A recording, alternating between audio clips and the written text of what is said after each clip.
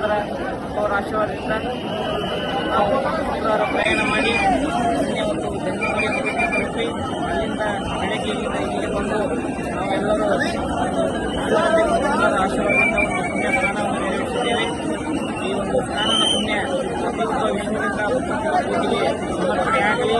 ಈ ಒಂದು ಬಾಳು ಎಲ್ಲರಿಗೂ ಒಳ್ಳೆಯದಾಗಲಿ ಮಾಡಿ ಈ ಒಂದು ಸ್ನಾನದ ಪಡೆದ ಎಲ್ಲರಿಗೂ ವಿಶ್ವಾರಾಧ್ಯರು ಬಲರಾಮಲಿಂಗ ತಾಯಿ ಗಂಗಾಧರಪ್ಪರು ಎಲ್ಲರೂ ಆಯುಷ್ಯ ಆರೋಗ್ಯ ಕಾಪಾಡಲಿ ಅಂತ ಬೇಡಿಕೊಂಡು ನಾವು ಎಲ್ಲ ಮಾತನಾಡ್ತಾ ಇದ್ದೇವೆ.